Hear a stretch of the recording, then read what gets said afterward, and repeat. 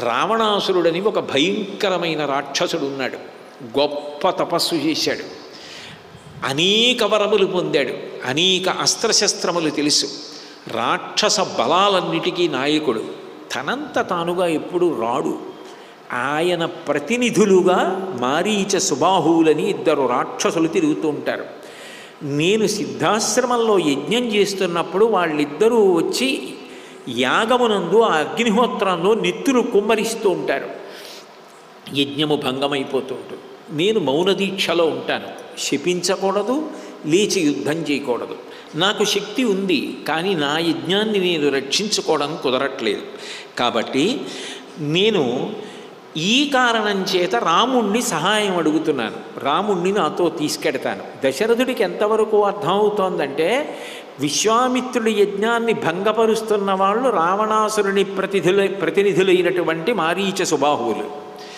ఇప్పుడు వాళ్ళని రాముడు వెళ్ళి సంహరించాలి. అసలు వాళ్ళ శక్తి ఎంత, రాముడి శక్తి ఎంత? ఈ మాట వినగానే దశరథ మహారాజు అన్నాడు, ఒక అక్షౌహిణీ సైన్యంతో నేను యుద్ధానికి వస్తాను. అది కూడా వాళ్ళిద్దరిలో ఎవరో ఒకడితోనూ యుద్ధం చేస్తాను. అసలు రావణాసురుడి పేరు చెప్తేనే దేవతలు కూడా గజగజ ఉణికిపోతారు. అలాంటి రావణాసురుడి ప్రతినిధులతో యుద్ధం ఏమిటి? దాన్ని రాముడు చేయడం ఏమిటి? రాముడు ఎక్కడ చెయ్యగలడు? బాలుడు. కాబట్టి నేను కూడా నిజానికి వాళ్ళిద్దరితో యుద్ధం చెయ్యలేను. మమ్మల్ని వదిలిపెట్టేసేయి. నా వల్ల జరిగే పని కాదు. నేను రాముణ్ణి పంపను. నువ్వు ఏమనుకున్నా సరే ఈ మాట నిజం అని దేవదానవ గంధర్వా యక్షాహ పదకపన్నగా నశక్త రావణం సోఢుం కిం పునర్మానవాయుధ. దశరథ మహారాజు గారంతటి వాడు కూడా మనుష్యుణ్ణి తక్కువ చేసి మాట్లాడాడు రామాయణంలో. దశరథుడు మాట్లాడాడు, జనకుడు మాట్లాడాడు, ఋషులు మాట్లాడాడు, రావణాసురుడు మాట్లాడాడు. రామాయణంలో త్రేతాయుగంలో రాముడు ఉన్న కాలంలో అందరూ కూడా మనుష్యుల్ని తక్కువ చేసి మాట్లాడిన వారే. భగవంతుడి దృష్టిలో నరజన్మ అంత గొప్పది. అటువంటప్పుడు నరజాతి ప్రతిష్ట నిలబెట్టడానికి వచ్చిన అవతారం రామావతారం. తండ్రి అయిన దశరథ మహారాజు గారే అంటున్నాడు, దేవదానవ గంధర్వా యక్షాహ పతకపన్నగాహ. దేవతలు కానీ, దానవులు కానీ, గంధర్వులు కానీ, యక్షులు కానీ, పక్షులు కానీ, పన్నగములు, నాగులు కానీ రావణాసురుడితో యుద్ధం చేయడం సాధ్యం కాదు. ఇంకా కిం పునర్మానవాయుధ. ఇంకా మనిషి యుద్ధంలో రావణాసురుడిని ఏం చేయగలడు? వాళ్ళే చేయలేరు. ఇక మనిషి చేయగలడా అంటే, దశరథుడు అంతటి వాడు మనిషిని అంత తక్కువ చేసి మాట్లాడి, కాబట్టి నీ యజ్ఞాన్ని సంరక్షణ చేయడానికి నేను వచ్చి ప్రయోజనం లేదు, నా సైన్యం వచ్చి ప్రయోజనం లేదు, రాముడొచ్చి ప్రయోజనం లేదు. కాబట్టి నేను రాముణ్ణి ఇవ్వను. ఏమైతే అవని. ఏం చేస్తావు? నన్ను శపిస్తావు, శపించి కొడుకుని మాత్రం వదులుకోలేను అంటే ఇక తెగించేశాడంటారు చూసారా. అట్లా పుత్రవ్యామోహంతో విశ్వామిత్రుణ్ణి తిరస్కరించేటటువంటి స్థితికి వచ్చేసాడు. అప్పటి వరకు విశ్వామిత్రుడు అందరినీ అలా తిరస్కరిస్తే శపించేవాడు. కానీ ఇప్పుడు బ్రహ్మర్షి, లోకమంతటా బ్రహ్మమును చూడగలిగిన నేర్పరి. ఆయన కామక్రోధములకు వశపడడం. కాబట్టి ఆయన అన్నాడు, యదీదంతే క్షమం రాజన్ గమిష్యామ యథాగతం మిథ్యాప్రతిజ్ఞ కాకుత్సా సుఖీ భవ సబాంధవ అన్నాడు. విశ్వామిత్రుడికి కోపం వచ్చింది. ఎప్పుడైతే ఆయనకి కోపం వచ్చి ముఖం ఎర్రపడిందో భూమి కంపించింది. దేవతలు కూడా హడిలిపోయారు, ఎంత భయంకరమైన శాపం ఇస్తాడో అని. కానీ ఆయన తన క్రోధాన్ని అణుచుకొని, యదీదంతే క్షమం రాజన్ గమిష్యామి యథాగతం. ఓ దశరథ మహారాజా, ఎట్లా వచ్చానో అట్లాగే వెళ్ళిపోతాను. మిథ్యాప్రతిజ్ఞ కాకొచ్చ. అడగకుండానే నేను అది చేస్తాను ఇది చేస్తాను అని మాట ఇచ్చే మాట తప్పిన ఓ అధర్మాత్ముడవైన రాజా, చిరకాలము జీవించదవుగాక అన్నాడు. అంటే పాపీ చిరాయు అని. మాట తప్పినవాడు, అధర్మము వైపుకి వెళ్ళినవాడు పాపాత్ముడు. కాబట్టి పాపీ చిరాయు అంటే దాని అర్థం ఏమిటి? పాపము బాగా చేశాడు కాబట్టి దుఃఖం అనుభవించడానికి శరీరంతో ఉంటే ఆ దుఃఖం పాపాన్ని దుఃఖం రూపంలో అనుభవిస్తాడు. కాబట్టి సుఖీ భవ సబాంధవ, నీ బంధువులతోటి సుఖంగా ఉండులే అని ఎక్కడా కూడా పైకి కర్కశంగా ఏమీ మాట్లాడకుండా మంచి మాటే మాట్లాడి, మాట తప్పిన ఓ రాజా దీర్ఘకాలము జీవించదవుగాక, సుఖంగా ఉండు అని లేచి వెళ్ళిపోతున్నాడు. అప్పుడు వెంటనే వశిష్ఠుడు లేచాడు. లేచి విశ్వామిత్రుడిని ఆపి దశరథ మహారాజు గారితో, ఇక్ష్వాకూణాం కులే జాతః సాక్షాత్ ధర్మైవాపర ధృతిమాన్ సువ్రత శ్రీమాన్ నధర్మం హతుమర్హసి. ఓ దశరథ మహారాజా, ఇక్ష్వాకు వంశంలో పుట్టావు. ఇక్ష్వాకు వంశం అంటే ఆడిన మాట తప్పనటువంటి చక్రవర్తుల పరంపర, అందులో వచ్చినటువంటి వాడివి. సాక్షాత్ ధర్మైవాపర, గొప్ప ధర్మమూర్తివని పేరు తెచ్చుకున్నావు. ధృతిమాన్ సువ్రత శ్రీమాన్, ఎంతో ధైర్యమున్నవాడివి. చేసిన సంకల్పాన్ని విడిచిపెట్టనటువంటి వాడివి. అటువంటి వాడివి, మంచి కర్మలు చేసేటటువంటి వాడివి, ఎంతో కీర్తి సంపాదించుకున్నవాడి. అటువంటి వాడివి నధర్మం హాతుమర్హసి, ధర్మాన్ని ఇవాళ తప్పి, అందులో బ్రహ్మర్షి విషయంలో ఆడిన మాట తప్పి అపకీర్తి తెచ్చుకోకు. నువ్వు ఏమనుకుంటున్నావంటే విశ్వామిత్రుడంటే సామాన్యమైన వ్యక్తి, ఆయన యజ్ఞాన్ని ఆయన సంరక్షించుకోలేకపోతున్నాడు, అందుకని రాముణ్ణి సాయంగా అడుగుతున్నాడని అనుకుంటున్నావు. ఓ దశరథ మహారాజా, నీకు తెలియని విషయం చెప్తాను.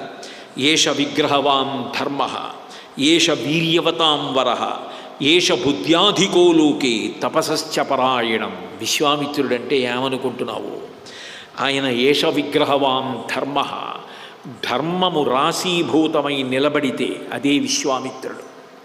ఆ విశ్వామిత్రుడి శుశ్రూష చేసి, ఆ విశ్వామిత్రుడి సేవ చేసి, ఆ విశ్వామిత్రుడి దగ్గర విద్యాభ్యాసం చేసి, రామచంద్రమూర్తి కూడా గురువులాగే తయారై రామో విగ్రహవాం ధర్మ అనిపించుకున్నాడు. అంటే విశ్వామిత్రుడు చెక్కిన మూర్తి రామచంద్రమూర్తి. ఏష విగ్రహవాం ధర్మ, ధర్మము రాశీభూతమైతే విశ్వామిత్రుడు. ఏష వీర్యవతాం వరః, అటువంటి పరాక్రమవంతుడు సమస్త లోకముల యందు లేడు. తను దెబ్బ తినకుండా ఎంతమందినైనా నిగ్రహించగలిగినటువంటి సమర్థుడు. ఏష బుద్ధ్యాధికో లోకే, లోకముల యందు ఈయన కన్నా బుద్ధిమంతుడు వేరొకడు లేడు. తపసశ్చ పరాయణం, మూర్తీభవించినటువంటి తపస్సు, అంత తపస్సు చేసినవాడు వేరొకడు కానరాడు. పక్కన ఉన్న ఏదైనా చేత్తో పట్టుకున్నాక రక్షిస్తుంది, కానీ ఒక వ్యక్తిలో ఉన్న తపస్సు ఆయనతో నిరంతరం ప్రయాణం చేస్తూ నీడలా కాపాడుకుంటూ ఉంటుంది. విశ్వామిత్రుడంటే అంతటి తపస్వి, అంతటి ధర్మాత్ముడు, అంతటి బుద్ధిమంతుడు. అన్నిటికన్నా నీకొక గొప్ప విషయం చెప్తాను దశరథ మహారాజా. దేవతలకు కానీ, ఋషులకు కానీ, రాక్షసులకు కానీ, కిన్నెరులకు కానీ, గంధర్వులకు కానీ, యక్షులకు కానీ, మహోరగులకు కానీ ఎవరికీ తెలియనన్ని అస్త్రములన్నీ ఒక్క విశ్వామిత్రుడికే తెలుసు. శస్త్రము అంటే చేత్తో పట్టుకుని కొట్టడం కానీ విసరడం కానీ చేస్తే పనిచేస్తుంది, శూలం, కత్తి, గద ఇటువంటివి. అస్త్రము అంటే చేతిలో ఏ ఉండక్కర్లా, ఓ గడ్డి బరకని తీసి మంత్రాన్ని అభిమంత్రిస్తే అది బయలుదేరి వెళ్ళి శత్రువుని సంహరిస్తుంది. అందుకే రాముడు బ్రహ్మాస్త్రాన్ని గడ్డి బరక మీద అభిమంత్రించాడు రామాయణంలో. అటువంటి అస్త్రములు విశ్వామిత్రుడికి తెలిసినవి ఎవ్వరికీ తెలియవు, అంత గొప్పవాడు. నీకు ఇంకొక పెద్ద విశేషం చెప్తాను దశరథ మహారాజా, జాగ్రత్తగా విను. తేషాం నిగ్రహణే శక్తః స్వయంచ కుశికాత్మజః తవ పుత్రహితార్థాయ త్వాముపేత్యాభిజాయతే. విశ్వామిత్రుడు నిజానికి తన యజ్ఞాన్ని తాను రక్షించుకోలేనంత అమాయకుడు, అసమర్థుడు, అశక్తుడు అని నువ్వు అనుకుంటున్నావా? కాదు, ఆయన రక్షించుకోగలడు. ఆయన రాముణ్ణి తీసుకెళ్ళి యజ్ఞ సంరక్షణ ఎందుకు చెయ్యాలనుకుంటున్నాడో తెలుసా? ఆయన రాముడికి అంత శక్తిని కట్టబెట్టడానికి సిద్ధపడ్డాడు. అంటే రాముణ్ణి చెక్కుతాడు. ఇప్పుడు రాముణ్ణి అంత శక్తివంతుణ్ణి చెయ్యడానికి, అనుగ్రహించడానికి సిద్ధపడ్డాడు. గొప్ప అదృష్టాన్ని జార విడిచిపెట్టేస్తున్నావు. విశ్వామిత్రుడంటే తక్కువగా అంచనా వేస్తున్నావు. కాబట్టి తవ పుత్రహితార్థాయ, పైకి అట్లా చెప్తున్నాడు యజ్ఞ సంరక్షణమని కాదు, భవిష్యత్తులో నీ కొడుకు ముందు ఎవ్వరూ నిలబడడానికి వీలు లేని రీతిలో గొప్ప శక్తివంతుడుగా నీ కొడుకుని తీర్చిదిద్దుతాడు, అందుకొచ్చాడు. ఇంకొక విషయం, దక్ష ప్రజాపతికి 2 కుమార్తెలు జయ, సుప్రభ. వాళ్ళు భృశాస్వుని యందు అనేక అస్త్రములను కన్నారు. ఆ అస్త్రములన్నీ కూడా విశ్వామిత్రుడికి తెలుసు. విశ్వామిత్రుడి విషయంలో దశరథ మహారాజా నువ్వు తెలుసుకోవలసిన ఇంకొక గొప్ప విషయం చెప్తున్నాను. విశ్వామిత్రుడే తలుచుకుంటే లోకంలో ఉన్న అస్త్రములన్నీ తెలిసి ఉండడమే కాదు, కొత్త అస్త్రములను సృష్టించగలడు. అంత శక్తివంతుడు, అంతగా సమస్త వేదములు ధనుర్వేదము తెలుసున్నవాడు. అటువంటి విశ్వామిత్రుడు వచ్చి రాముణ్ణి పంపమని అడిగితే అంతకన్నా అదృష్టం జీవితంలో ఇంకొకటి లేదు. అంటే నిజానికి రావణ సంహారానికి, రాక్షస సంహారానికి రాముణ్ణి శక్తివంతుణ్ణిగా తయారు చెయ్యడానికి విశ్వామిత్రుడు వచ్చాడు. విశ్వామిత్రుడు రావడం, విశ్వామిత్రుడితో రాముడు వెళ్ళడమే రామాయణానికి మంగళతోరణం. అక్కడ రాముణ్ణి చిక్కాడు విశ్వామిత్రుడు. కాబట్టి పంపవయ విశ్వామిత్రుడితో ఆలోచించకన్నాడు. ఎప్పుడైతే దశరథుడు ఈ మాట వశిష్ఠుడి దగ్గర విన్నాడో గబగబా లోపలికి వెళ్ళి రాముణ్ణి, లక్ష్మణుణ్ణి కూడా తీసుకొచ్చాడు. మరి ఒకరిని ఒకరు విడిచిపెట్టి ఉండరు కదా, తీసుకొచ్చి అక్కడ నిలబెట్టి దశరథ మహారాజు గారు ఆ విశ్వామిత్రుణ్ణి అనుగమించి నువ్వు వెళ్ళు అని చెప్పడానికి సిద్ధపడుతున్నాడు. వెంటనే వశిష్ఠ మహర్షి లేచి వచ్చి మంత్రోదకాలతో రామచంద్రమూర్తికి అభిమంత్రణ చేసి స్వశ్చయనం చేసి ఆశీర్వచనం చేశారు. దశరథుడు సపుత్రం మూర్ధ్నిపాఘ్రాయ రాజా దశరథ ప్రియం దదౌ కుశికపుత్రాయ సుప్రీతేన అంతరాత్మన. ఆ కొడుకు తల 2 చేతులతో పట్టుకొని దగ్గరికి తీసుకొని మూర్ధన్యస్థానమునందు వాసన చూశాడు. మూర్ధ్నుపాఘ్రాయ. రామాయణం ధర్మశాస్త్రం. 8 ఏళ్ళు దాటిపోతే కొడుకునైనా కూతురునైనా కూడా ఇక తండ్రి కానీ తల్లి కానీ ముద్దు పెట్టుకోకూడదు. వాళ్ళకి అంత ప్రేమ కలిగితే పాపట స్థానంలో తల మీద వాసన చూస్తారంతే. అట్లా తల్లి కానీ తండ్రి కానీ అంత ప్రేమతో వాసన చూస్తే అది వాళ్ళకి ఆశీర్వచనం. అందుకు దశరథుడు కొడుకుని పంపించేటప్పుడు ముద్దు పెట్టుకున్నాడని చెప్పలేదు వాల్మీకి మహర్షి. సపుత్ర మూర్ధ్నుపాఘ్రాయ. ఆ కొడుకుని దగ్గరికి తీసుకొని మూర్ధన్య స్థానాన్ని వాసన చూశాడు. రాజా దశరథ ప్రియం దదౌ కుశికపుత్రాయ సుప్రీతేనంతరాత్మన. ఇచ్చేశాట. అంటే పంపడానికి అంత బెంగెట్టుకున్నవాడు వశిష్ఠుడు చెప్పిన తర్వాత అర్థమైంది విశ్వామిత్రుడు అంటే ఏమిటో. అర్థం అవగానే ఒక వస్తువుని ఇచ్చేసినట్టుగా రాముణ్ణి విశ్వామిత్రుడికి ఇచ్చేశాడు. ఇచ్చేసి మీరు తీసుకెళ్ళి ఈ పిల్లవాడితో యజ్ఞ సంరక్షణం చేయించండి, గురువుగారు ఏది చెప్తే అది చెయ్యి, ఇప్పుడు అనవలసిన మాట అన్నాడు. ఎందుకనంటే లోకంలో ఎవరు చెప్పినా సలహా, గురువుగారు చెప్తే శాసనం. అన్నిటికన్నా గొప్ప బుద్ధి ఏది అంటే లోకంలో గురు బుద్ధిర్విశేషత. కాబట్టి గురువుగారు ఏ మాట చెప్తున్నారో ఆ మాట జీవితంలో పాటించు. దదౌ కుశికపుత్రాయ. ఇచ్చేశాడంతే. ఇచ్చేశాడంటే ఆయన ఏం చెప్తే చెయ్యి. మీరు నాకు ఈ పూలదండ ఇచ్చారు, నేను ఇది పట్టుకెళ్ళిపోవచ్చు, ఇక్కడ పెట్టేసేయచ్చు. పట్టుకెళ్ళిన తర్వాత కూడా ఇంట్లో వేసుకు కాసేపు తిరగచ్చు. ఇంటికి వెళ్ళిన తర్వాత నా మనవడో మనవరాలో కనపడితే చిన్నపిల్లలు కాబట్టి వాళ్ళ మెడలో వేస్తే వాళ్ళ దండ పట్టుకుని ఆడుకోవచ్చు. ఒకసారి నాదైనది నేను ఎట్లయినా వాడుకోవచ్చు. అట్లా దదౌ కుశికపుత్రాయ. రాముణ్ణి ఇచ్చేశాడంతే కుశికపుత్రుడికి. ఇచ్చి పంపించాడు. వెంటనే వాయువు పరాగం లేకుండా పరమ ప్రశాంతంగా చల్లగా చక్కగా వీచిందిట. పుష్పవృష్టిర్మహత్యాసీత్ దేవదుందిభి నిస్వనై శంఖదుందిభి నిర్ఘోష ప్రయతేతు మహాత్మని. విశ్వామిత్రుడితో కలిసి రామలక్ష్మణులు బయలుదేరి గుమ్మం దాటగానే దేవతలు పైనుంచి పుష్పవృష్టి కురిపించారు. దేవదుందుభులు మోగే. అట్లాగే శంఖదుందుభి నిర్ఘోష. శంఖధ్వానాలు వినపడ్డాయి. శంఖధ్వానం వినపడింది అంటే విజయానికి పిలుపు. అందుకే భగవద్గీతలో ఆ మొట్టమొదట ప్రారంభంలోనే పాండవ మామకాశ్చైవ కిమకుర్వతు సంజయ, కౌరవులు పాండవులు ఏం చేస్తున్నారు అని అడిగితే పాండవులు శంఖనాదం చేస్తున్నారు అంటాడు సంజయుడు. శంఖం ఊదితే విజయానికి పిలుపు. అంటే దశరథ మహారాజు గారు పంపించగానే రామలక్ష్మణులు విశ్వామిత్రుడితో కలిసి బయలుదేరితే పుష్పవృష్టి పడింది, దుందుబులు మోగాయి, శంఖనాదాలు మోగాయంటే ఒక గురువుతో శిష్యుడు కలిసి బయలుదేరగానే దుర్నిరీక్షుడైన శక్తివంతుడుగా తయారు కావడానికి కావలసిన పునాది పడుతోంది.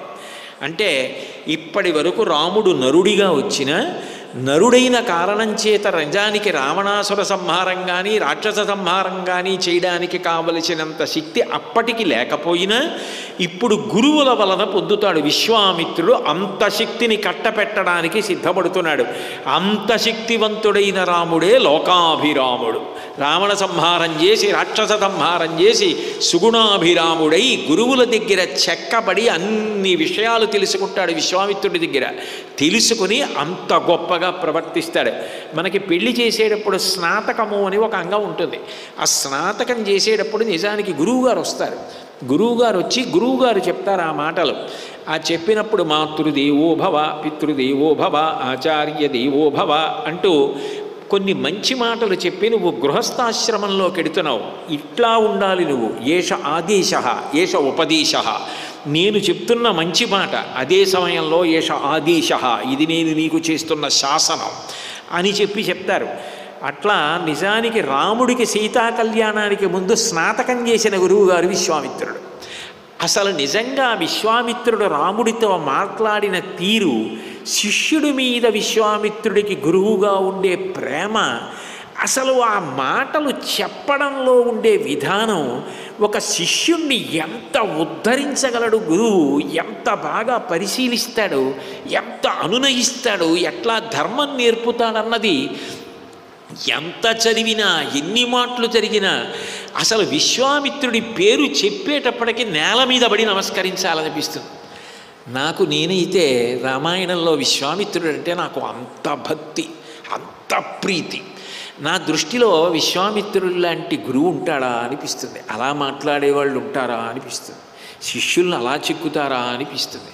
అంత అద్భుతమైనటువంటి గురువు. కాబట్టి బయలుదేరితే విశ్వామిత్రుడు ముందు నడుస్తున్నాడు, వెనక రాముడు నడుస్తున్నాడు, వెనక లక్ష్మణుడు నడుస్తున్నాడు. ధనుర్బాణాలు పట్టుకున్నారు, ఉడుగు చర్మంతో చేసినటువంటి తొడుగులు వేళ్లకి తొడుక్కున్నారు. ముందు విశ్వామిత్రుడు నడుస్తుంటే వెనక రాముడు వెనక లక్ష్మణుడు నడిచి వెళ్ళిపోతున్నారట. విశ్వామిత్రుడు వెనక్కి తిరగడం. రాముడు గురువుగారు ఇంకా ఎంత దూరం నడవాలండి, ఎక్కడి దాకా వెళ్ళాలండి, ఈ పాదయాత్ర ఎంతసేపు అండి అన్న ప్రస్తావన తీసుకురాడు. గురువుగారి వెనక వెళ్ళిపోవడం చాలు. ఇది బాలరాముడి గొప్పతనం.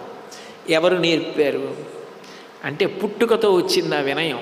గురువుల దగ్గర వినయంతో వాళ్ళు చెప్పినది చేసేయడమే. గురువుగారికి తెలీదా మనం పిల్లలమని? గురువుగారికి తెలీదా వీళ్ళకి అలసట వస్తుందని? గురువుగారికి తెలీదా ఇక్కడ ఆపాలని? గురువుగారికి తెలీదా ఇప్పుడు వీళ్ళు తినాలని? గురువుగారికి తెలీదా వీళ్ళు పడుకోవాలని? కాబట్టి గురువుగారు ముందు నడుస్తూ ఉంటే గురువుగారి అడుగుజాడలలో ఆయన వెనక నడిచి వెళ్ళిపోవడం కన్నా జీవితంలో అదృష్టం ఏముంది?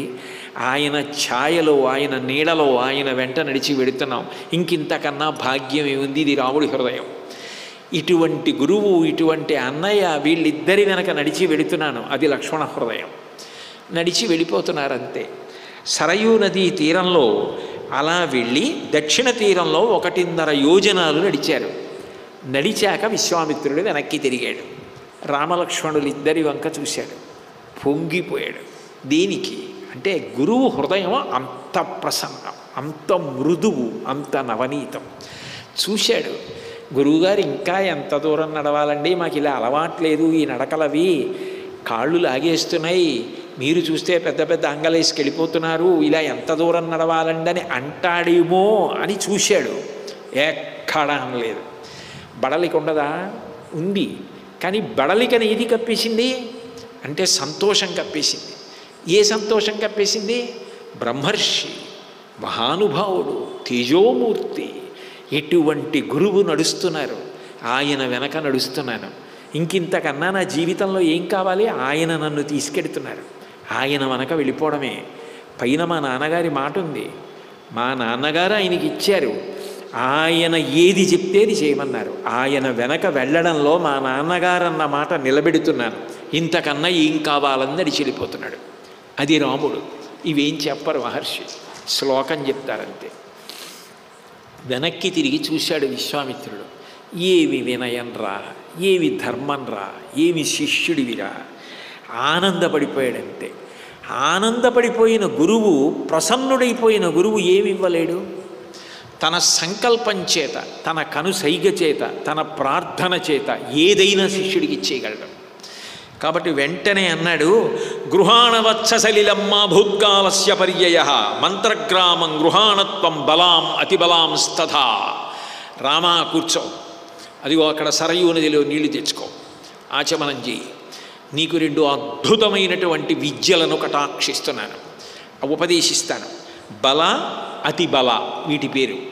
ఇవి బ్రహ్మగారి యొక్క పుత్రికలు. ఇవి 2 నీకు ఎందుకు ఇస్తున్నానో తెలుసా రామా? న శ్రమో న జ్వరో వాతేన రూపస్య విపర్యయ నచ సుప్తం ప్రమత్తం వా ధర్షయిష్యంతి నైర్యుతాః. రామ, నువ్వు ఈ 2 విద్యలను ఉపాసన చేసిన తరువాత నువ్వు నడిచి వెడుతూ ఈ మంత్రములను మనసులో పురస్చరణ చేస్తూ ఉంటే నీకు ఆకలి వెయ్యదు, దప్పిక కలగదు. శరీరమునకు పోషించవలసినవి శబ్దము చేత, శబ్దబ్రహ్మము చేత అందింపబడతాయి. శబ్దబ్రహ్మమయీ చరాచరమయీ జ్యోతిర్మయీ వాంగ్మయీ అంటారు శంకరాచార్యులు వారు. అది తపస్సు అంటే.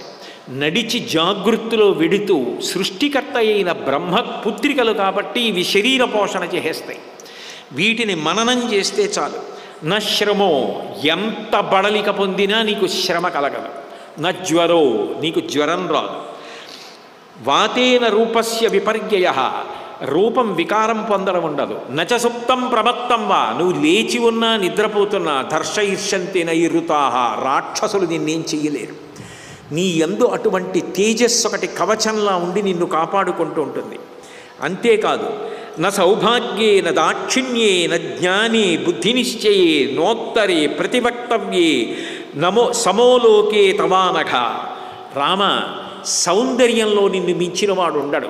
ఈ మంత్రాల్ని నువ్వు పురస్చరణ చేసిన కారణం చేత నీ యందు అటువంటి కాంతి ప్రవేశిస్తుంది. అందుకే పుంసామోహన రూపాయ పుణ్యశ్లోకాయ మంగళం. అంత కాంతి పురుషులు కూడా రాముడిని మోహించారు. ఎవరు పెట్టిన భిక్ష? గురువు విశ్వామిత్రుడిచ్చిన విద్య.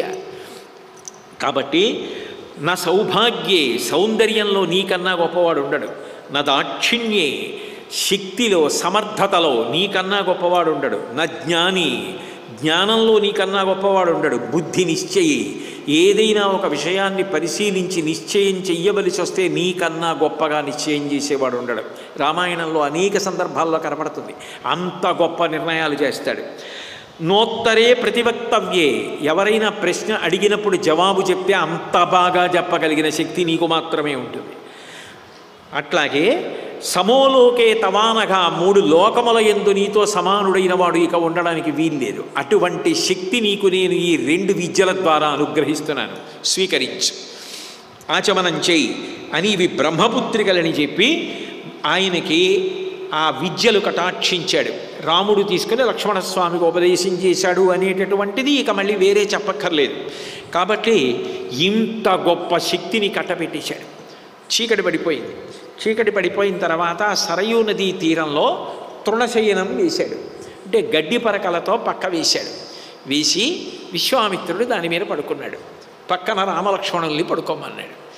ఇత పూర్వం రామాయణం గొప్ప కావ్యం. కొన్ని శ్లోకాలు చదువుతుంటే ఆ తర్వాత ఏం జరిగింది అన్నది చరమబుద్ధి. ఇది ఆ శ్లోకం దగ్గర అలా ఆగిపోతాం. ఆగిపోయి అప్పుడు ఏం జరిగి ఉంటుంది మన బుద్ధికి వదిలేస్తారు మహర్షి. పక్కన బ్రహ్మర్షి, మహానుభావుడు, అంతటి తపస్వి, ఆయన తృణశయ్య మీద పడుకున్నాడు. నిజంగా నిద్రపోతాడా?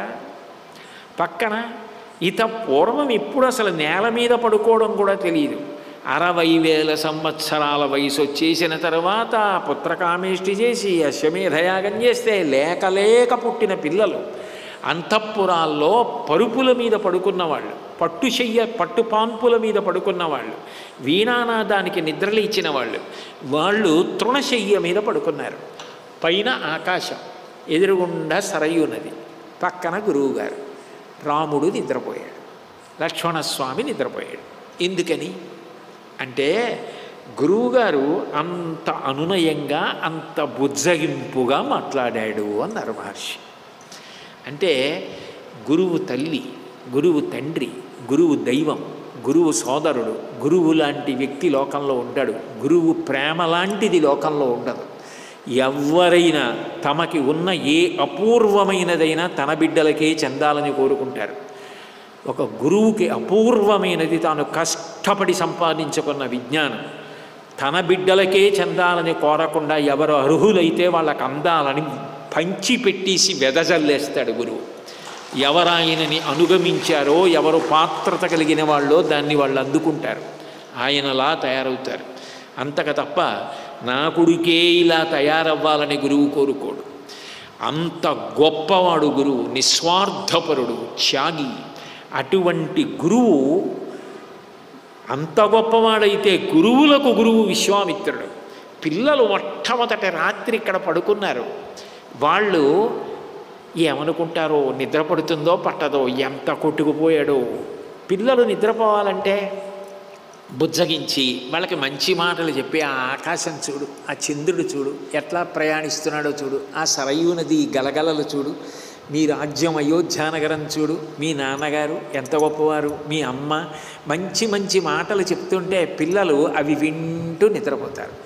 ఎంత బుజ్జగించి ఎంత అనునయించి అంటే విశ్వామిత్రుడు ఒక కౌశల్య అయిపోయాడు, విశ్వామిత్రుడు ఒక సుమిత్ర అయిపోయాడు, విశ్వామిత్రుడు ఒక కైకమ్మ అయిపోయాడు, విశ్వామిత్రుడు ఒక దశరథుడు అయిపోయాడు. ఒక గురువుగా బ్రహ్మర్షిగా అంత విద్యనిచ్చాడు. అంత బ్రహ్మర్షి పిల్లలు నిద్రపోతారో నిద్రపోరో తృణశయ్య మీద పడుకోబెట్టానని అంత బుజ్జగించి నిద్రపుచ్చేశాడు.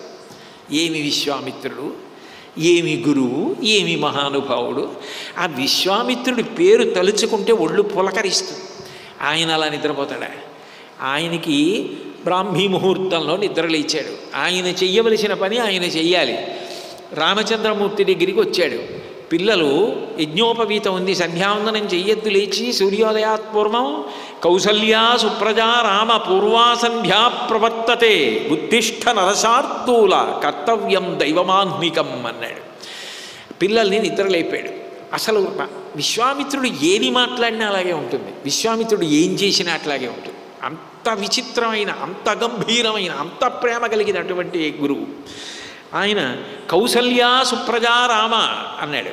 కౌసల్య యొక్క అత్యంత ప్రేమాస్పదుడమైన కొడక రామ అన్నాడు. ఏం కౌసల్య పేరు ఎందుకు చెప్పాలి అంటే, దశరథుడిదా బెంగ కౌసల్యదా అంటే, నిజానికి దశరథుడి కన్నా ఎక్కువ బాధ కౌసల్యదే. అసలు నిజానికి కౌసల్యని పెళ్లి చేసుకున్నాడు పట్టమహిషి దశరథుడు. సంతానం కలగలేదు. ఆవిడ ఏం చేస్తుంది, నీ వలన కలగలేదు, నేను వేరొక రాణిని స్వీకరిస్తాను, ఆమె ఎందుకు కలుగుతుందేమో అని కౌసల్య అక్కడ ఉండగా సుమిత్రని చేసుకున్నాడు. సుమిత్రకి కలగలేదు. 60,000 సంవత్సరముల వయస్సు వచ్చిన తర్వాత యవ్వనంలో ఉన్న కైకమ్మని చేసుకున్నాడు. ఇంకా ఇంత వయసు వచ్చేసింది, పుడతారేమిట్లే, పుడితే మాత్రం కైకమ్మకి పిల్లలు పుడితే రాజ్యం ఇస్తే ఎవరు కాదంటారని తొందరపడిపోయి కైకమ్మకి పిల్లలు పుడితే వాళ్ళకి రాజ్యం ఇస్తానన్నాడు. అదే కొంప ముంచేసింది. రాముడు పుట్టాడు కౌసల్యకి. ఆ తర్వాత పెద్ద అడకత్తెరలో పడిపోయాడు. అదే అయోధ్యకాండలో వస్తుంది. ఇప్పుడు ఎందుకు? మీ అమ్మ అయ్యో నాకు సంతానం కలగలేదని మా ఆయన ఇంకో పెళ్లి చేసుకున్నారు అని ఎంత బాధపడిందో. పట్టమహిషిగా యజ్ఞం చేస్తున్నప్పుడు ఎంత సంతోషించిందో. గుర్రాన్ని చంపి రాత్రి గుర్రం దగ్గర మంత్రాలు పఠిస్తూ ఉండిపోయినప్పుడు రాత్రంతా నాకు కొడుకు కలగాలని ఎంత తాపత్రయపడిందో. గర్భిణి అయినప్పుడు అమ్మయ్యా నేను తల్లినవుతున్నానని ఎంత ఆనందపడిందో. కన్న కొడుకు నలుగురిలో ఉత్తమోత్తముడు సుగుణాభిరాముడు ఇంత గొప్పవాడని లోకం పొగుడుతుంటే నా కన్న కడుపని ఎంత ఆనందపడిపోయిందో. అటువంటి కౌసల్య నేను వచ్చి నిన్ను పంపమంటే వద్దని ఒక్క మాట అనలేదు. ఆయనతో యజ్ఞ సంరక్షణానికి పంపుతారా పిల్లాన్ని అని బెంగ పెట్టుకోలేదు. మీ నాన్న బెంగ పెట్టుకున్నాడు, ఇవ్వనన్నాడు, పంపనన్నాడు. మీ అమ్మ ఒక్క మాట అనలేదు. మీ అమ్మకి కొడక అని మీ అమ్మ పేరు చెప్తాను, మీ నాన్న పేరు చెప్పను. అదో అక్కసు విశ్వామిత్రుడికి. అందుకని కౌసల్యా సుప్రజారామ, ఎంత గొప్పదయా మీ అమ్మ. 2 లోకంలో ఒక నానుడు ఉంటుంది. తండ్రి గొప్పవాడే, కానీ ఒక వ్యక్తి జీవితంలో చాలా గొప్పవాడు అనుకోండి, ఏ అమ్మ కన్న బిడ్డో అంటారు. ఇంత చిన్న వయస్సులో నీకు ఈ గురుభక్తి ఏమిటిరా నాన్న, నా కోసం నడిచొచ్చావా, రాత్రి తృణశయ్య మీద నేను మంచి మాటలు చెప్తుంటే ఇలా ఆదమరిచి నిద్రపోయావా, ఆకాశం పైన హద్ద, సరయూ నద, కటిక నేల, గడ్డి పరుప పడుకున్నావా గురువుగారు చెప్పారని. ఎంత మంచి పిల్లాడివిరా, ఏ అమ్మ కన్న కడుపు. అందుకని కౌసల్యా సుప్రజారామ. పిల్లల్ని నిద్ర లేపేటప్పుడు కారణం చెప్పకుండా నిద్ర లేపకూడదు. ఎందుకనంటే గాఢ నిద్ర సమాధి స్థితి. కారణం లౌకిక కారణాలు చెప్పరు, భగవత్ సంబంధమైన కారణం చెప్పి నిద్ర లేపుతారు. అందుకని కౌసల్యా సుప్రజారామ పూర్వా సంధ్యా ప్రవర్తతే.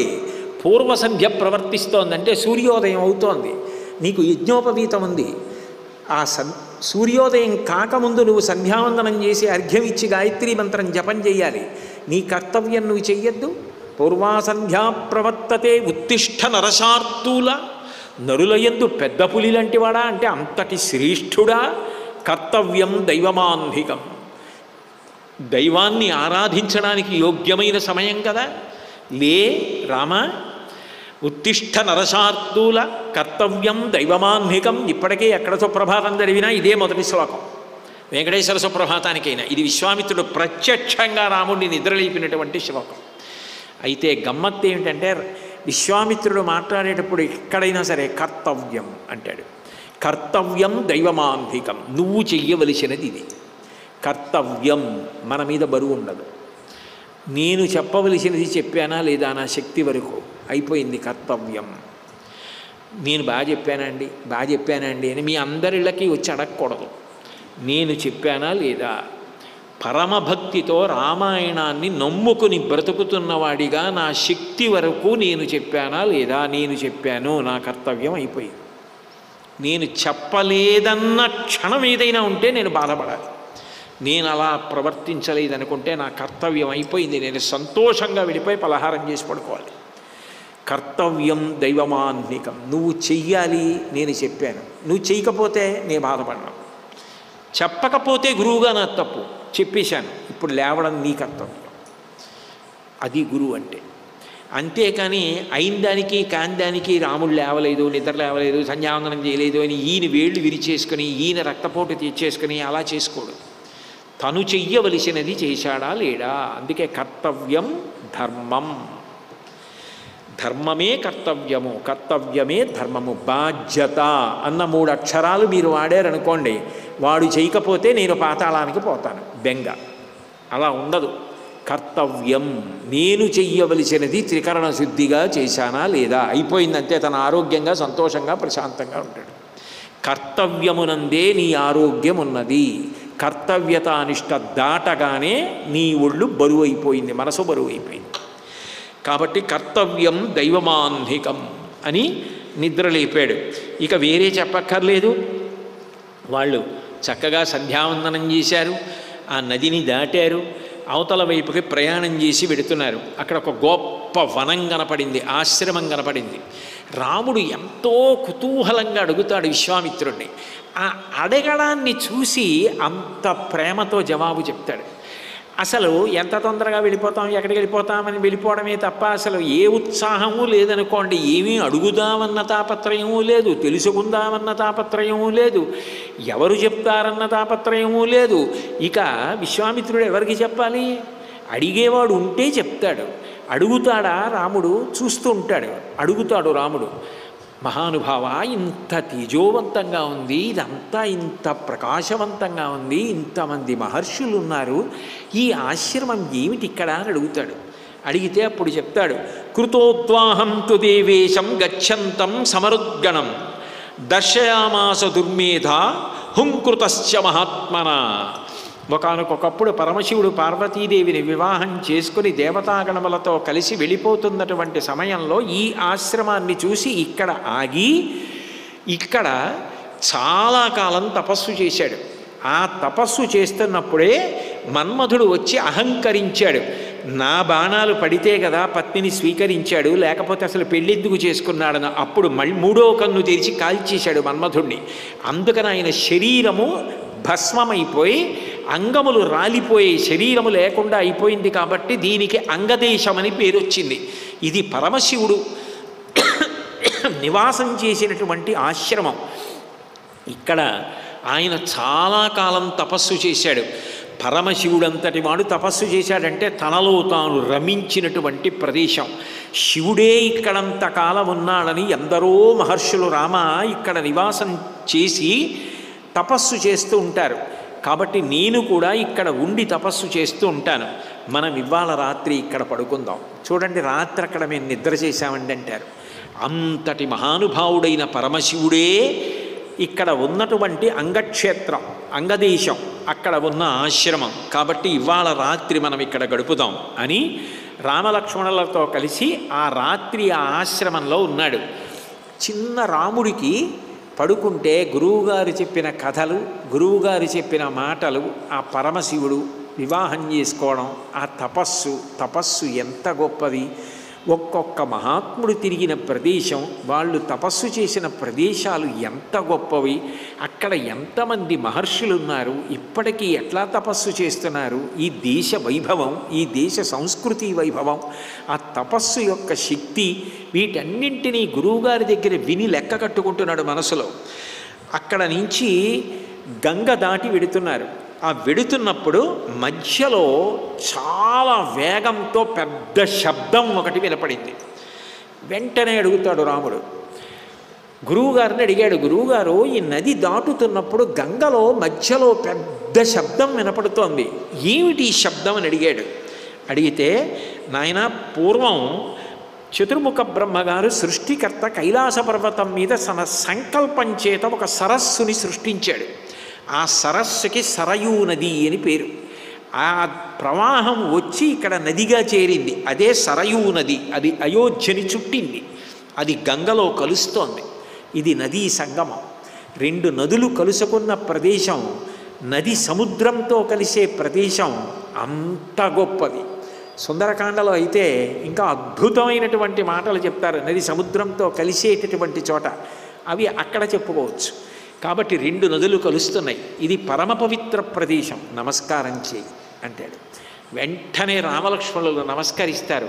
ఈ దేశంలో నదులు ఎంత గొప్పవి, ఈ నదుల సంగమం ఎంత గొప్పది, నదుల పుట్టుక ఎంత గొప్పది, ఏ నది ఎక్కడ కలిస్తే ఇప్పుడు ఎంత పవిత్రత పెరిగింది, నదీ సంగమ స్థానాల్ని చూడగానే ఎట్లా నమస్కరించాలి నేర్చుకున్నాడు.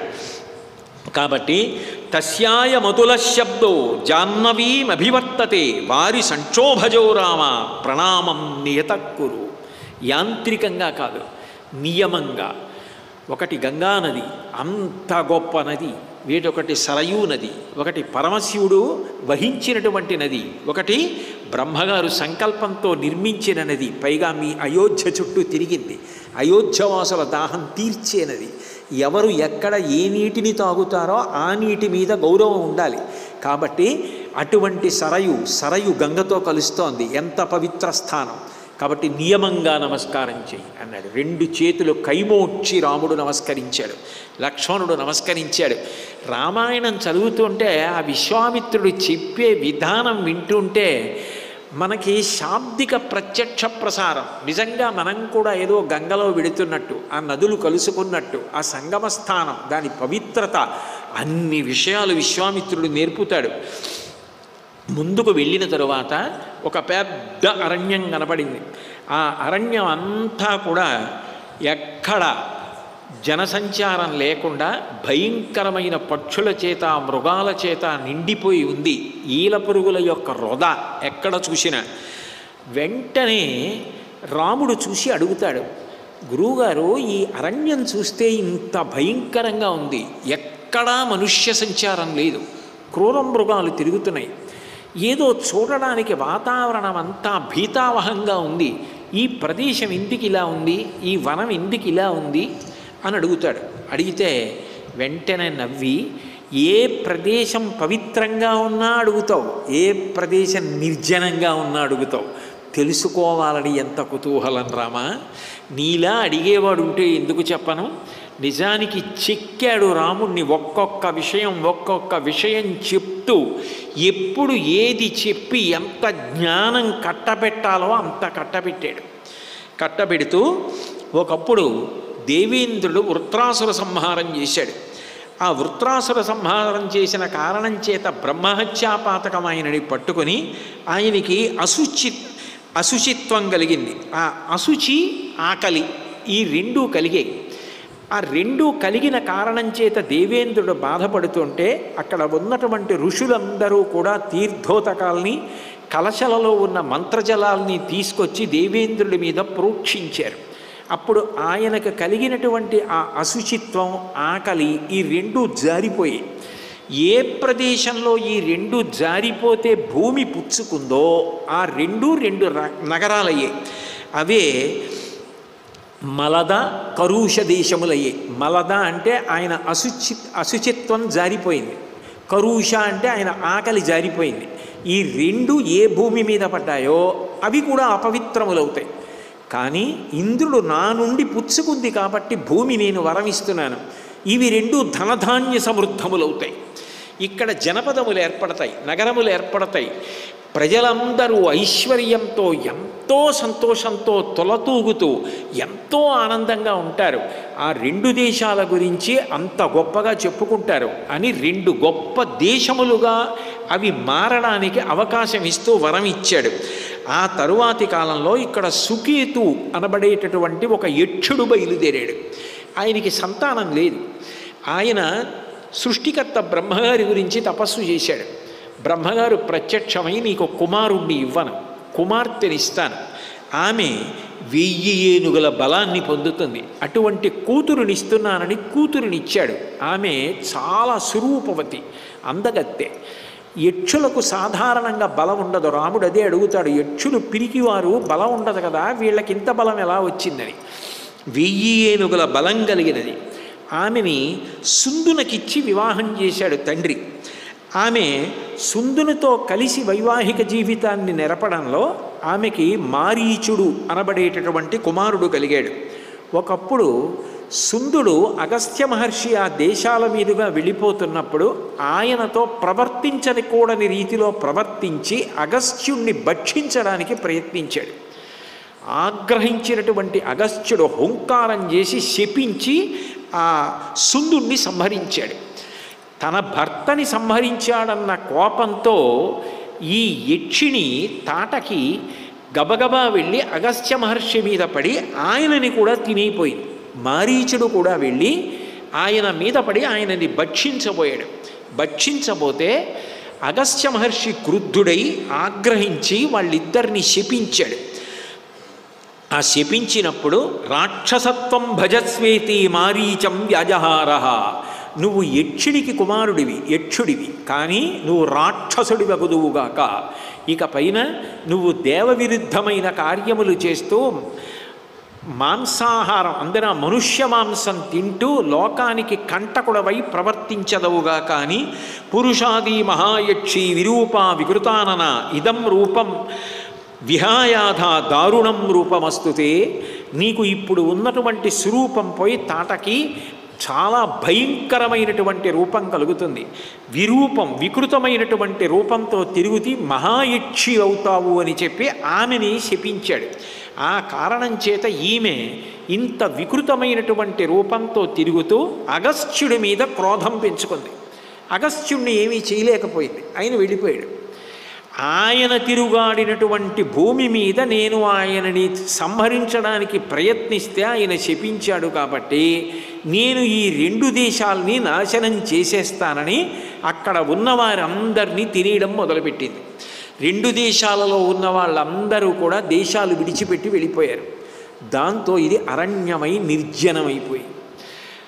దేశం ఎంతో సుభిక్షంగా ఎంతో సంతోషంగా ఐశ్వర్యంతో ఆనందంతో ఉంటే ఒక వ్యక్తికి తప్పు చేసి ఆ వ్యక్తి తప్పు చెయ్యడమే కాకుండా తప్పు చేసినందుకు అవతల వారు శిక్షిస్తే అవతల వారి మీద క్రోధం పెట్టుకొని వాళ్ళని ఏమీ చెయ్యలేక వాళ్ళు తిరుగాడిన ప్రదేశం కాబట్టి ఈ దేశాలు పాడు చేసేస్తానని దేశాలని పాడు చేసి జనం వెళ్ళిపోయేటట్టుగా చేసి అరణ్యమైపోయేటట్టు చేసిందే ఇది క్షమించరాని అపరాధం రామ. దేశములనే క్షోభ పెట్టడం, దేశాన్ని పాడు చేయడం, ప్రజలు భయపడి పారిపోయేటట్టు చెయ్యడం క్షమించకూడదు. కాబట్టి నృశంసమనృశంసం వా ప్రజారక్షణ కారణాత్ పాతకం వా సదోషం వా కర్తవ్యం రక్షసా సదా రాజ్యభార నియుక్తానాం యశధర్మ సనాతన. ఎంత గంభీరంగా మాట్లాడతాడో రామ. నృశంసమనృశంసం వా, అది క్రూరంగా కనపడచ్చు, క్రూరం కాకపోవచ్చు. ప్రజారక్షణ కారణాత్, ఎవరైతే ఇలా అక్రమంగా ప్రవర్తించి దేశాన్ని నాశనం చేసేస్తున్నారో అటువంటి వారిని స్త్రీ అని కూడా చూడకుండా చంపేసేయి. నువ్వు దయ దేనికి వహిస్తావు? స్త్రీ కదా, చంపేయడమా అంటావేమో. దేశాన్నే నాశనం చేస్తున్నప్పుడు క్షమించవలసిన అవసరం లేదు.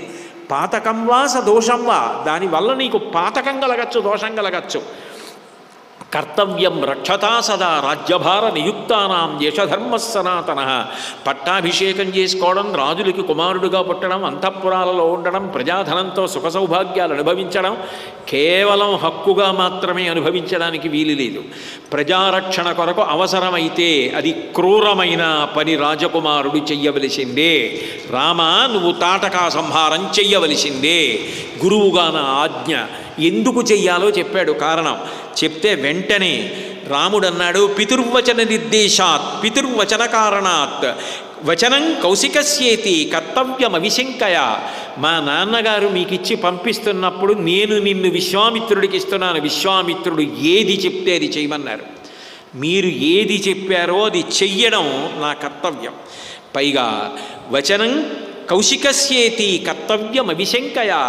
మీరు మహానుభావుడు, త్రిలోక పూజ్యులు, ఇంతటి శక్తివంతులు, తపశ్శాలి. మీరు చెప్పారంటే అందులో తిరుగులేదు. దేశాన్నే నాశనం చేసే వ్యక్తిని సంహరించి తీరవలసిందే అని మీరు తీర్పు చెప్పారు. కాబట్టి ఇక నా స్వబుద్ధితో సంబంధం లేదు. గోబ్రాహ్మణ హితార్థాయ దేశస్యాస్య సుఖాయ చ తవ చైవాప్రమేయస్య వచనం కర్తుముజ్యతః. నేను ఇప్పుడు నా కర్తవ్యాన్ని నిర్వహించవలసిందే. గోబ్రాహ్మణ హితార్థాయ. ఈ గోవులు బ్రాహ్మణులు వీళ్ళిద్దరూ కూడా ఎప్పుడూ సమాజ హితము కొరకు ప్రయత్నిస్తూ ఉండాలి. గోవు ఎక్కడ ఉంటే అక్కడ యజ్ఞం చేయడానికి కావలసినవి వస్తాయి. మహాభారతంలో అనుశాసనిక పర్వంలో భీష్మాచార్యుల వారు ధర్మరాజు గారితో మాట్లాడుతూ అంటాడు, యజ్ఞాంగం కదితాగావహ యజ్ఞమేవ చ వాసవ ఏతాభిశ్చ వినాయజ్ఞ నవర్తేతు కథంచన అంటాడు. అసలు యజ్ఞం జరగాలంటే ఆవు ఉండాలి. ఆవు తిరుగాడిన భూమి పవిత్రం. గోమయం తీసుకొచ్చి అలికితే తప్ప పవిత్రం కాదు. 84 లక్షల జీవరాశులలో మలమూత్రముల సుగంధముతో కూడుకున్న పరమ పవిత్రమైనవి ఒక్క గోవువే. గోవు పాలు లేకపోతే, ఆవు నెయ్యి లేకపోతే యజ్ఞం చెయ్యలేరు. కాబట్టి యజ్ఞాంగం కదితాగావహ యజ్ఞమేవ చ వాసవ ఏతాభిశ్చ వినాయజ్ఞ నవర్తేతు కథంచన. అసలు ఆ ఆవు పరమ పవిత్రం. అనువాదం చేస్తూ తిక్కనగారు అంటారు, పరమ పవిత్రముల్ యజనభాజనముల్ తము విన్న చూచినం దురిత చేయంబులెల్ల తొలగంత్రోయగచాలు ప్రధానకర్త కొత్తరగతి లాభవైభవము తంగిటి జున్నుక చేయు గోవులు ఎవ్వరతగ వానిగొల్తుర నివారణ తొత్తురు అరుణాకమున్నంటారు. పరమ పవిత్రముల్. లోకంలో దేవాలయం కూడా 12 ఏళ్ళో ఎంతో అయిపోతే దాని శక్తి క్షీణించిపోతుంది. అక్కడికి వెళ్ళి మాట్లాడకూడని మాటలు, అక్కడికి వెళ్ళి ప్రవర్తించకూడని ప్రవర్తన, స్వరం తప్పిన మంత్రం, వీటన్నింటి వల్ల విగ్రహం కింద పెట్టినటువంటి యంత్రం శక్తి తగ్గిపోతుంది. అప్పుడు మళ్ళీ కుంభాభిషేకం చేసి కలశజలాలతో పైనుంచి కలశమించి అభిషేకం చేస్తే అది యంత్రానికి అంది మళ్ళీ మూర్తులు శక్తివంతమై మన ఈప్సితలను తీరుస్తాయి. కానీ అపవిత్రమన్న మాట అన్వయము కాని భూమి ఎక్కడైనా ఉంటే లోకంలో గోవులు తిరిగినటువంటి ప్రదేశం ఒక్కటే. గోష్ఠం అని సంస్కృతంలో ఒక మాట. గోష్ఠం అంటే ఆవులు తిరిగిన ప్రదేశం. ఎప్పుడూ భగవత్ సంబంధమైన మాటలు మాట్లాడే నోరు. ఈ 2 పరమ పవిత్రములు. గోవు తిరిగిన భూమి అంత పవిత్రం. పరమ పవిత్రముల్ యజనభాజనముల్. అది లేకపోతే యజ్ఞం లేదు. యజ్ఞం లేకపోతే దేవతలకు హవిస్సు లేదు. హవిస్సు లేకపోతే వర్షం లేదు. వర్షం లేకపోతే అన్నం లేదు. అన్నం లేకపోతే శుక్రశోణితములు లేవు. శుక్రశోణితములు లేకపోతే సృష్టి లేదు, స్థితి లేదు, ప్రాణులు పెరగడం లేదు. అన్నాత్ భవంతి భూతాని పర్జన్యాత్ అన్న సంభవ, యజ్ఞాత్ భవతి పర్జన్యో యజ్ఞ కర్మ సముద్భవం, ఏవం ప్రవర్తితం చక్రం నానువర్తయతి హయ అఘాయురింద్రియారామో మోహం పార్థ సజీవతి అంటాడు గీతాచార్యుడు. ఆ యజ్ఞం చేస్తే, యజ్ఞంలో హవిస్సిస్తే, హవిస్సు పుచ్చుకున్న దేవతలు సంతోషించి వర్షం కురిపిస్తే పాడి పంట. మళ్ళీ మనం యజ్ఞం చేస్తే దేవతలకు హవిస్సు. ఆ చక్రం తిరగాలంటే గోవు ఉండాలి. గోవు దగ్గర నుంచి పదార్థములు రావాలి. స్వరంతో మంత్రం చెప్పి దేవతలకి స్వాహాకారంతో హవిస్సు ఇవ్వాలి.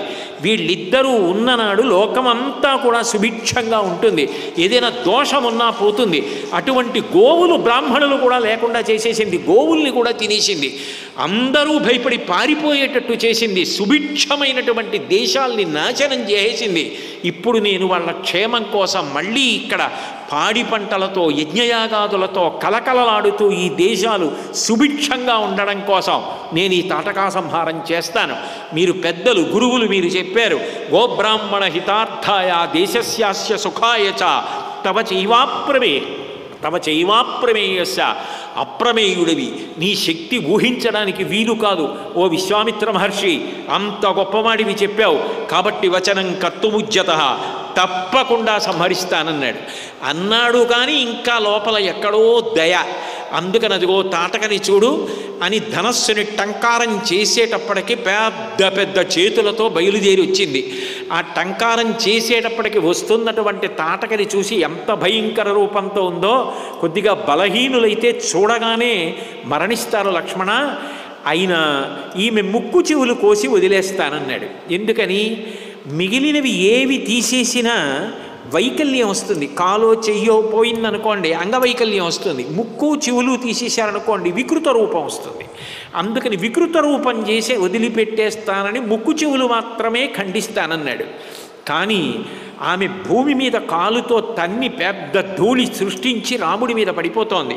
వెంటనే విశ్వామిత్ర మహర్షి అన్నారు, స్వస్తి రాఘవయోరస్తు జయం చైవాభ్యభాషత. ఎంత ప్రేమో ఆ విశ్వామిత్రుడికి. స్వస్తి భద్రమగుగాక, రామ నీవు క్షేమముగా ఉండేదవుగాక, నీకు జయము కలుగుగాక. రామ ఉపేక్షించవద్దు. ఒకానొకప్పుడు భూమిని సంహరించడానికి మందర అని విరోచనుడి కుమార్తె ప్రయత్నిస్తే ఇంద్రుడు వజ్రాయుధంతో సంహరించాడు. ఈమె దేశములను నశింపచేస్తోంది, ఇంత భయంకరంగా ప్రవర్తిస్తోంది.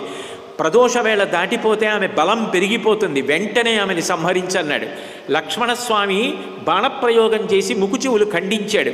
అయినా ఆమె ఆగకుండా బయలుదేరి వచ్చి రెండు చేతులెత్తి రాముడిని పట్టుకోవడానికి ప్రయత్నించింది. రాముడు వెంటనే ఆమె భుజములు ఖండించాడు. అయినా కూడా ఆగకుండా మీదకు వచ్చేస్తుంటే ఆమె యొక్క గుండెల్లోకి బాణాన్ని ప్రయోగించి తాటక భూమి మీద పడి మరణించేటట్టుగా కొట్టాడు. తాటక ఎప్పుడైతే పడి మరణించిందో దేవతలందరూ కూడా ఆనందపడిపోయారు. ఇంత గొప్ప దేశాలు పడిపోయి మళ్ళీ కలకలలాడుతూ సంతోషంగా ఉంటాయని వాళ్ళు రామలక్ష్మణులకు కనపడకుండా దేవతలందరూ వచ్చి విశ్వామిత్ర మహర్షి దగ్గరికి వచ్చి 3 లోకములలో ఇప్పటి వరకు ఎవ్వరూ తాటకని నిగ్రహించలేదు, ఇంత గొప్ప కార్యాన్ని బాలరాముడు చేశాడు, నీ దగ్గర ఇంత అస్త్ర విద్య ఉంది, రాబోయే కాలంలో ఈ రాముడు ఎన్నో దేవతా కార్యములను చేయవలసి ఉంది, ఇంత గొప్ప బుద్ధి ఉన్న పిల్లాడు, ఇటువంటి పిల్లవాడి దగ్గర నీ దగ్గర ఉన్న అస్త్ర విద్య ఉంటే లోకానికి క్షేమం కలుగుతుంది, గొప్పవాడివి, గురువులలో ఉత్తముడివి, బ్రహ్మర్షివి, ఓ విశ్వామిత్ర మహర్షి, నీ దగ్గర ఉన్నటువంటి అస్త్రములన్నింటినీ కూడా రాముడికి ప్రదానం చేయమని బ్రతిమాలి వెళ్ళిపోయారు. వెంటనే ఆనందపడిపోయాడు. చెప్పిన మాట విని ఆ తాటకా సంహారం చేశావు, నా మీద గౌరవం ఉంచావు, గురువాక్యానికి కట్టుబడి చంపేస్తున్నానన్నావు, నేను చెప్పిన మాట అర్థం చేసుకున్నావు, కూర్చో ఆచమనం చెయ్యి, ఎవ్వరికీ దక్కనటువంటి అస్త్రములన్నీ నీకు ఇచ్చేస్తున్నానని చెప్పి దండచక్రం, ధర్మచక్రం, కాలచక్రం, విష్ణుచక్రం, ఐంద్రాస్త్రం, వజ్రాస్త్రం, శివశూలం, బ్రహ్మశిరస్సు, ఐషీకాస్త్రం, బ్రహ్మాస్త్రం, ధర్మపాశం, కాలపాశం, వరుణపాశం, వారుణాస్త్రం, శుష్కం, ఆర్ద్రం, నారాయణాస్త్రం, ఆగ్నేయాస్త్రం, వాయవ్యాస్త్రం, హయశిరస్సు, క్రౌంచాస్త్రం, శక్తిద్వయం, కంకాళం, కపాలం, కంకణం, ముసలం, వైద్యాధరం నందన ఖడ్గం గాంధర్వాస్త్రం మానవాస్త్రం సౌరాస్త్రం దర్పణాస్త్రం శోషణాస్త్రం సంతాపనాస్త్రం విలాపాస్త్రం మదనాస్త్రం మోహనాస్త్రం సంవర్ధనాస్త్రం మౌసలాస్త్రం సత్యాస్త్రం మాయాస్త్రం శిశిరాస్త్రం సుదామనాస్త్రం మొదలైనటువంటి ఆయుధాలతో కలిపి కొన్ని వందల అస్త్రములనన్నింటినీ ప్రయోగ ఉపసంహారములతో ఇచ్చేశాడు. ఇన్ని అస్త్రముల యొక్క అధిదేవతలందరూ రాముడి చుట్టూ నిలబడ్డారు. మేమందరం మీ వశవర్తులం, ఏం చేయమంటారు చెప్పండి అని అడిగాయి. మీ అందరూ కూడా ఎప్పుడూ నా మనసులో ఉండండి, మీ అవసరం వచ్చినప్పుడు స్మరిస్తాను అని విశ్వామిత్రుడి దగ్గర వాటన్నిటికీ సంబంధించినటువంటి ఉపదేశాన్ని పొందాడు. ఉపదేశాన్ని పొంది పరమానందంతో గొప్ప శక్తివంతుడయ్యాడు. విశ్వామిత్రుడు రామచంద్రమూర్తిని అంత గొప్పగా తయారు చేశాడు, అంత శక్తివంతుణ్ణి తయారు చేశాడు. 3 లోకములలో రాముడితో సమానమైనటువంటి విలువిద్యా పారంగతుడు లేని స్థితిని కల్పించాడు. చేసి ఇది విష్ణువు తపస్సు చేసినటువంటి గొప్ప ఆశ్రమం. ఒకప్పుడు వామనమూర్తిగా వచ్చి అదితి తపస్సు చేస్తే దేవేంద్రుడికి రాజ్యం ఇవ్వడం కోసమని బలిచక్రవర్తి దగ్గరికి వెళ్ళి ఇంతంతైవటుడు ఇంతయై మరుయుతానింతై అభోవీధిపై అంతైతోయద మండలగ్రమణ కల్లంతై ప్రభారాశిపై అంతైతోయద అంతై చంద్రునకంతై ధ్రువుని వేపై అంతై మహర్వాటిపై అంతై సత్యపదోన్నతుండగుచు బ్రహ్మాండంత సంవర్ధి అయి అన్నట్లుగా పెరిగిపోయి 3 అడుగులు దానం బట్టి త్రివిక్రముడై బలిచక్రవర్తి దగ్గర రాజ్యం తీసుకుని ఇంద్రుడికిచ్చి ఇంద్రుడికి తమ్ముడై ఉపేంద్రుడై తదనంతర కాలమునందు వామనమూర్తిగా ఇక్కడే ఈ ఆశ్రమంలోనే చాలా కాలం తపస్సు చేశాడు. సాక్షాత్తు విష్ణువు వామనుడిగా వచ్చి చాలా కాలం తపస్సు చేసినటువంటి ప్రదేశం. ఏష పూర్వాశ్రమో రామ వామనస్య మహాత్మన సిద్ధాశ్రమ ఇతి ఖ్యాత సిద్ధోహ్యత్ర మహాతపాహ. ఆ తర్వాత కాశ్యపుడు ఇక్కడ తపస్సు చేసి సిద్ధి పొందాడు. అందుకే నాకు ఈ ఆశ్రమం అంటే అంత ఇష్టం. ఇది సిద్ధాశ్రమం, నేను ఇక్కడే ఉంటాను, నేను ఇక్కడ సిద్ధి పొందాలి. ఏ సిద్ధి? ఇక్కడ నా యజ్ఞం పూర్తవ్వాలి. రామ ఇక్కడే యజ్ఞం చేస్తాను, నువ్వు కాపాడాలి. 6 పగళ్ళు 6 రాత్రులు మౌన దీక్షలో ఉండి చేస్తానన్నాడు. మరునాడు యజ్ఞదీక్ష తీసుకున్నాడు. రాముడికి తొందర, ఎంత తొందరగా గురువుగారి యజ్ఞం పూర్తి చేయించి గురువుగారు సంతోషపడిపోతుండగా ఆయన ముఖం వంక చూడాలి, ఆనందం, గురు శుశ్రూష చెయ్యాలని పరిగెత్తుకుంటూ మరునాడు ఉదయం గురువుగారి దగ్గరికి వెళ్ళి మహర్షి ఎప్పుడు ప్రారంభిస్తున్నారు, ఎప్పుడు రాక్షసులు వస్తారని అడిగాడు. విశ్వామిత్ర మహర్షి చిరునవ్వు నవ్వారు. మహర్షులు గబగబా బయలుదేరి వచ్చి ఆయన యజ్ఞదీక్షలో ఉన్నారు, మౌనంలో ఉన్నారు, మాట్లాడరు. 6 రాత్రులు 6 పగళ్ళు దీక్షలో ఉంటారు. 6 రోజులలో యజ్ఞం పూర్తవుతుంది, ఈ లోపల ఎప్పుడైనా రావచ్చు రాక్షసులు అన్నారు. రాత్రి పగలు కంటి మీద రెప్ప లేకుండా యజ్ఞం చుట్టూ తిరుగుతూనే ఉన్నారు. 6వ రోజు వచ్చింది, పెద్ద శబ్దమైంది. యజ్ఞ వేదిలో అగ్నిహోత్రం ఒక్కసారి ఉత్పాతాన్ని సూచిస్తూ భగ్గున మండింది. వెంటనే రాముడు లక్ష్మణస్వామిని పిలిచి, చూశావా రాక్షసులు వచ్చారు, అదిగో ఆకాశంలో కనపడుతున్నారు, మారీచుడు సుబాహు. మానవం పరమోదారం అస్త్రం పరమభాస్వరం చిక్షేప పరమక్రుద్ధో మారీచో రచిరాఘవ. మానవాస్త్రంతో కొడుతున్నాను, ఇది శీతాస్త్రం, చల్లగా ఉంటుంది కాబట్టి అవతల వాడికి దెబ్బ తగలదు, కానీ చైతన్యం నశించిపోతుంది. 100 యోజనాల దూరంలో సముద్రపూరంలో పడిపోతాడని మారీచుడిని దూరంగా కొట్టేసి ఆగ్నేయాస్త్రంతో సుబాహువుని సంహారం చేశారు. వాయువ్యాస్త్రంతో రాక్షసులందరినీ తరిమి కొట్టారు. ఆ యజ్ఞం సుభిక్షంగా పూర్తయిపోయింది. ఆశ్చర్యం ఏమిటంటే ఇంత గొప్ప రాముడు, ఇన్ని అస్త్రాలు తెలిసిన రాముడు, సుబాహుని సంహరించిన రాముడు, రాక్షసుల్ని తరిమి కొట్టిన రాముడు మారీచుణ్ణి చంపకుండా వదిలేశాడు. ఆ మారీచుణ్ణి చంపకుండా వదిలిపెట్టిందే తర్వాత సీతాపహరణానికి కారణమై కథ ముందుకు నడిచింది. రావణ సంహారం జరగాలంటే మారీచుడు ఉండాలి. మారీచుడు ఉండాలంటే రామచంద్రమూర్తి యొక్క బుద్ధిలో మానవాస్త్రం వేసి దూరంగా కొట్టేస్తే పోలేదా అన్న బుద్ధి కలగాలి. దేవతలందకని రాముడి బుద్ధిలో ప్రవేశించి ధియోయోన ప్రచోదయాత్ మానవాస్త్ర ప్రయోగం చేయించి 100 యోజనముల దూరంలో సముద్ర పూరంలో పడిపోయేటట్టుగా కొట్టించేశారు. సుబాహువు మాత్రం మరణించాడు. మిగిలిన రాక్షసులు అందరూ మరణించారు. అందరూ ఆనందపడిపోయారు. విశ్వామిత్రుడి ఆనందానికి అంతు లేదు. తను పెంచి పోషించి అస్త్రవిద్య ఇచ్చిన శిష్యుడు ఇవాళ ఆ సుబాహుని సంహరించాడు, రాక్షసుల్ని సంహరించాడు, మారీచుణ్ణి కొట్టేశాడు, తన యజ్ఞం పూర్తయ్యేటట్టు చేశాడు.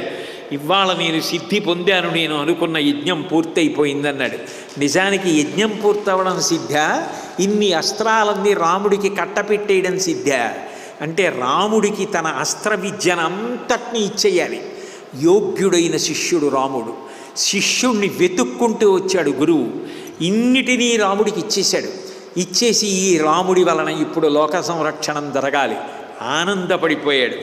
ఆనందపడిపోయి అసలు విశ్వామిత్రుడు ఇంత ఆనందపడిపోవడానికి కారణం ఏమిటంటే, వశిష్ఠుడు ఒక గొప్ప అదృష్టాన్ని పొందేశాడు. రాముడికి రామనామం పెట్టేశాడు, నామకరణం చేసేశాడు, విద్యాభ్యాసం చేయించేశాడు, చౌలం చేయించేశాడు, ఉపనయనం చేయించేశాడు. పైగా వశిష్ఠుడు ఒక గొప్ప భాగ్యాన్ని పొందాడు. గురు పరంపరలో నారాయణం పద్మభువం వశిష్ఠం. నారాయణమూర్తి పరమగురువు, ఆయన కొడుకు బ్రహ్మగారు, బ్రహ్మగారి కొడుకు వశిష్ఠుడు. వశిష్ఠుడికి బ్రహ్మగారు గురువు, నారాయణమూర్తి పరమగురువు. గురువుగారు శిష్యుడు కూడా పరమగురువు వస్తే లేచి నిలబడాలి. కాబట్టి బ్రహ్మగారు వశిష్ఠుడు కూడా నారాయణమూర్తి వస్తే లేచి నిలబడాలి. ఆ నారాయణమూర్తి రాముడిగా వచ్చాడు. వస్తే వశిష్ఠుడు గురువు అయ్యాడు. ఇప్పుడు పరమగురువు వశిష్ఠుడి కాళ్ళకి నమస్కారం చేసి దగ్గర కూర్చొని నమస్కారం చేసి పాఠాలు నేర్చుకుంటున్నాడు. ఈ విచిత్రం ఎవరికీ దొరకల, వశిష్ఠుడికి దొరికింది. ఇంత అదృష్టాన్ని వశిష్ఠుడు కొట్టేశాడు. పెళ్ళి కూడా వశిష్ఠుడు చేసేస్తే, అందుకని దశరథుడు పెళ్లి మాటలు మాట్లాడుతుంటే సీతారామ కళ్యాణం నా వల్ల జరగాలని విశ్వామిత్రుడు వచ్చాడు. అందుకని ఏతస్మిన్ అంతరే విష్ణుహో అన్నట్లుగానే తస్య మధ్యే వాళ్ళు మాట్లాడుకుంటుంటే తస్య చింతయమానస్యా మంత్రి మధ్యే మహాత్మనః అభ్యగచ్చన్ మహాతేజ విశ్వామిత్రో మహాముని. పెళ్లి మాటలు అవుతుంటే గబగబా పరిగెత్తుకొచ్చాడు విశ్వామిత్రుడు.